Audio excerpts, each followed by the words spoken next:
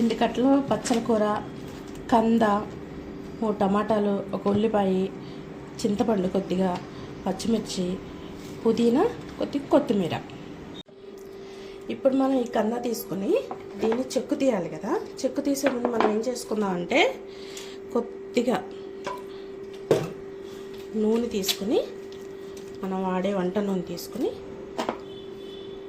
ఇప్పుడు మనం చెక్కు తీయాలి. ఎందుకంటే దురద రాకుండా ఉంటుంది, చేతులు దురద రాకుండా. కంద కదా, బాగా దురద వస్తుంది. అందు గురించి మనం ఇలా చెక్కు తీసుకునేటప్పుడు నూనె రాసుకుని చెక్కు తీసుకోవాలి. ఇలా చెక్కు తీసేసుకున్న తర్వాత శుభ్రంగా నీళ్ళ దగ్గర కడుక్కుందాం.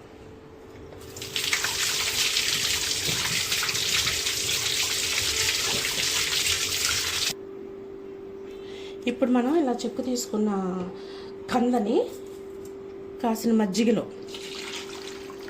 ఉంది కదా, ఈ మజ్జిగలో ముక్కలు పోసుకోవాలి. ఎందుకంటే దురద రాకుండా ఉంటుంది.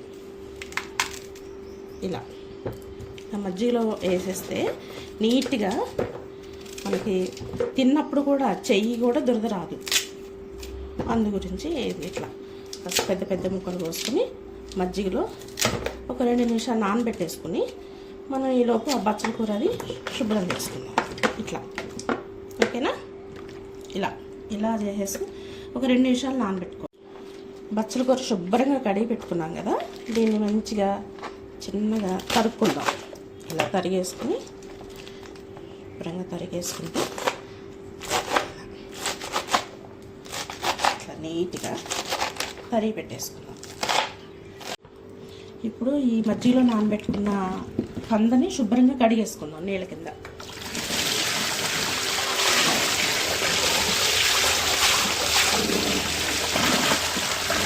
శుభ్రంగా కడిగేసుకుంటే ఇది మనకి దురద అనేది ఉండదు. ఇప్పుడు తరిగి పెట్టుకున్న బచ్చల కూర పక్కకు పెట్టేసుకుందాం. తర్వాత వచ్చేసి ఈ కంద కూడా ముక్కలు చిన్న ముక్కలు కట్ చేసుకుందాం. ఎందుకంటే కుక్కర్లో వేసుకోవాలి కదా, ఉడికే విధంగా మీడియం సైజు ఇట్లా కట్ చేసుకుందాం. ఇట్లా కట్ చేసేసుకుంటే ఇప్పుడు కంద చిన్న ముక్కలుగా కట్ చేసేసుకున్నాం కదా. తర్వాత ఉల్లిపాయ కూడా 4 బద్దలుగా చేసుకుందాం. తర్వాత వచ్చేసి టమాటా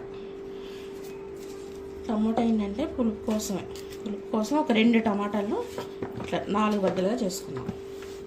4 బద్దలు చేసేసుకుని కాస్తంత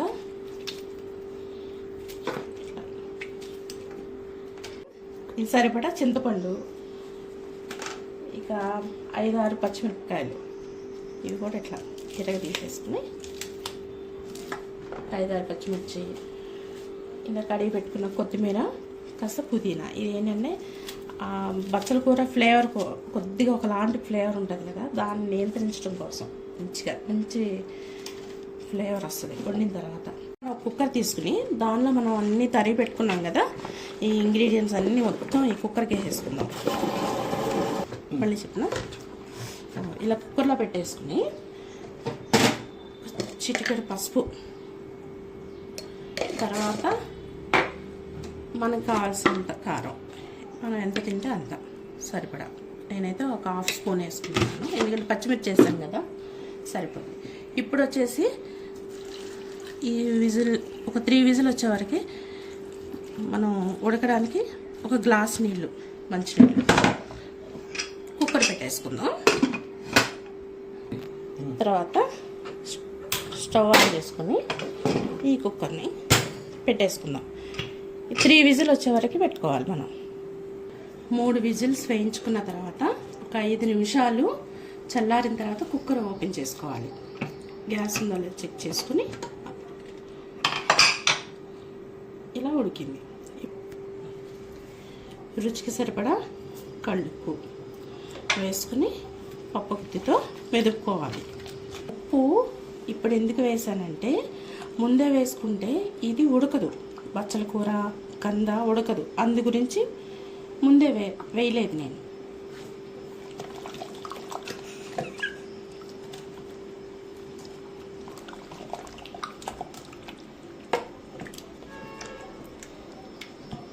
ఇలా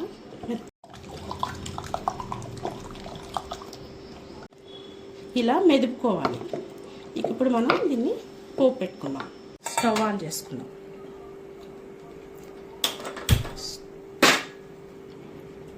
స్టవ్ ఆన్ చేసుకుని పోపుకి సరిపడా ఆయిల్ వేసుకుందాం.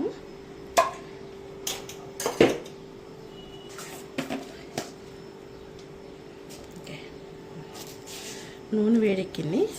కాసిన ఆవాలు, కొద్దిగా ఆవాలు, పచ్చిపప్పు, కాస్త జీలకర్ర, 3 ఎండుమిరపకాయలు చిదుముకోవాలి. ఇలా